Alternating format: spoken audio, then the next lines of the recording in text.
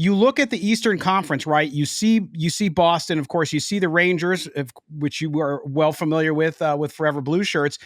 Talk a little bit about the Eastern Conference right now, and how what surprises have you seen? Who's really stepped up, and how do you think this thing's going to go down when we get later in the season? When we get towards the end of the season, who's got to make some moves in that conference to really try to get to the top there and be a contender once the playoffs come around?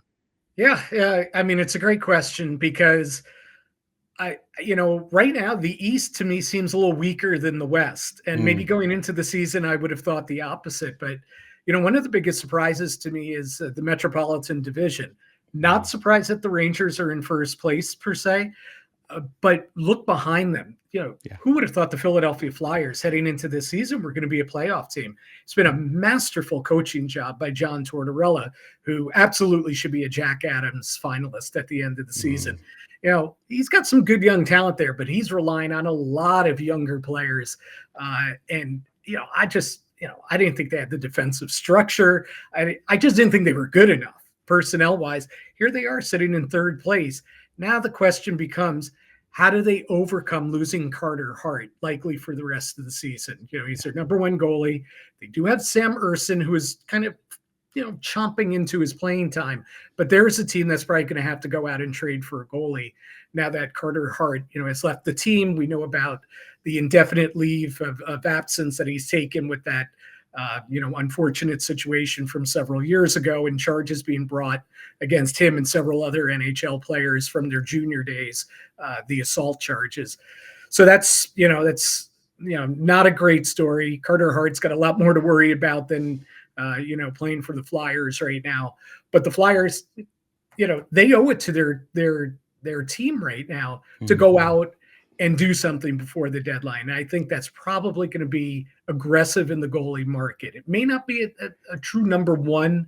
I've heard John Gibson's name, floating around. It's been floating around really for a couple of years now, the Anaheim goalie.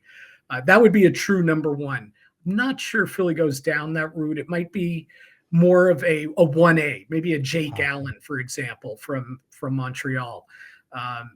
But to me, they're a big surprise. That whole division's a big surprise. It's kind of topsy-turvy because I really thought the New Jersey Devils would be right up there. I thought it'd be Rangers, Devils, Hurricanes in some fashion, top three.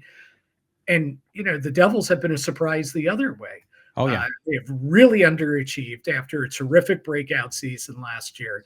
And for them, it goes to goaltending. They've had a ton of injuries, too, including all-star Jack Hughes, who can't participate this weekend because of injury. Dougie Hamilton, their top defenseman's out long-term. But their goaltending has been a terrible disappointment. Yeah.